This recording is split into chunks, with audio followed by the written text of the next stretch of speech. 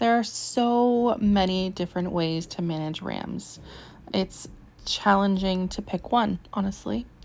And you must be as shocked as I am that there are always multiple answers and options for any kind of livestock management. For this one, the main things to kind of consider are temperament and individual needs for both the ram and the shepherd. Now, temperament is obviously the big one.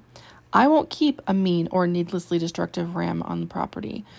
And it can be difficult sometimes for a farmer, especially someone new to body language, to determine the difference between a mean or destructive ram versus a playful, protective, or simply a mismanaged ram. Now, I believe that the key component to farming is flexibility.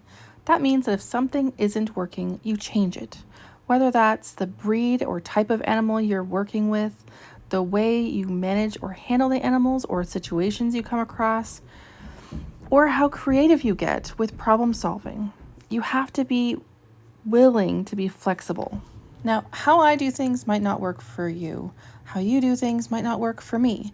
But the more you know, the more options you have, the more likely you are to find success, because you can do different things until you find what works. All right, so the main things I do is I halter train, I grain train, and I never turn my back on my rams. I also don't allow them to get away with being rude when I do handle them. If they're mean, they are sent to the freezer, no exceptions. If they're rude, they get put in their place. For everything else, I problem solve on a case-by-case basis. Good morning, boys. Other than kicking out literally all of your bedding, you did good. You're both alive and well. Good boys.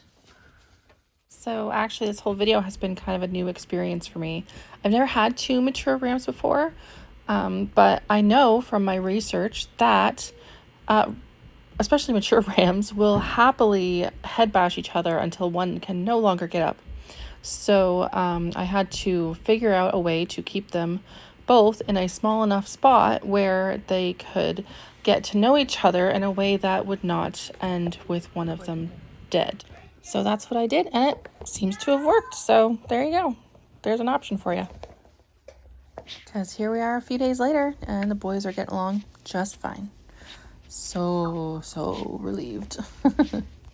I just rewatched all this before I'm gonna save it and post it, and it's so funny watching Dingo's expression. He's such a good, patient boy. You're no handsome.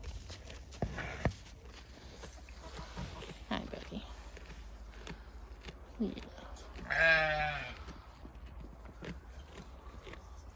Yeah. I know, you're not getting any green though. Sorry, buddy.